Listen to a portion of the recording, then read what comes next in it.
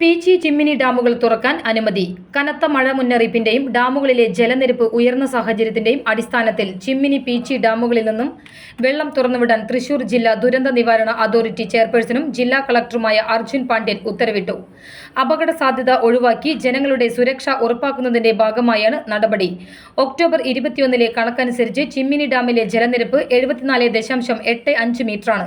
ചിമ്മിനി ഡാമിൽ നിന്നും KCB full load generation വഴി 6.36 ക്യൂബിക് മീറ്റർ പെർ സെക്കൻഡ് വെള്ളം പകൽ സമയങ്ങളിൽ തുറന്നുവിട്ട് ജലനിരപ്പ് ക്രമീകരിക്കാൻ തൃശൂർ ഇറിഗേഷൻ ഡിവിഷൻ എക്സിക്യൂട്ടീവ് എഞ്ചിനീയർക്ക് അനുമതി നൽകി. ഇതുവഴി കുറുമാലി പുഴയിലെ ജലനിരപ്പ് 10 സെന്റിമീറ്റർ മുതൽ 12 സെന്റിമീറ്റർ വരെ ഉയരുവാൻ സാധ്യതയുണ്ട്. പീച്ചി ഡാമിലെ ജലനിരപ്പ് ഒക്ടോബർ 21 ഉച്ചയ്ക്ക് 12 മണിക്ക് 78.06 മീറ്ററും ആകെ സംഭരണശേഷിയുടെ 83.25%. ഡാമിലെ പരമാവധി ജലനിരപ്പ് 79.25 മീറ്ററാണ്. പീച്ചി ഡാമിൽ KCB ചെറുകിട വൈദ്യുതി ഉൽപാദന നിലയം വഴിയും ശേഷമുള്ള അധിക ജലം ഡാമിന്റെ സ്പിൽവേ ഷട്ടറുകൾ വഴിയും ഘട്ടം ഘട്ടമായി തുറന്നുവിട്ട് ജലനിരപ്പ് ക്രമീകരിക്കാനാണ് അനുമതി നൽകിയിരിക്കുന്നത്.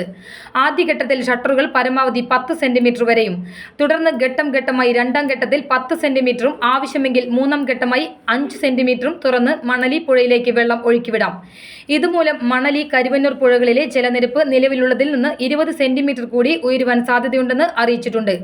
വെള്ളം തുറന്നുവിടുമ്പോൾ മണലി, കരുവന്നൂർ, കുറുമാലി പുഴകളിലെ ജലനിരപ്പ് അപകടകരമായ രീതിയിൽ ഉയരുന്നില്ല എന്ന് ഇറിഗേഷൻ എക്സിക്യൂട്ടീവ് എഞ്ചിനീയർ ഉറപ്പാക്കേണ്ടതും കൃത്യമായ ഇടവേളകളിൽ നിരീക്ഷിച്ച് തുറന്നുവിടുന്ന വെള്ളത്തിന്റെ അളവിൽ ക്രമീകരണം വരുത്തേണ്ടതുമാണ്.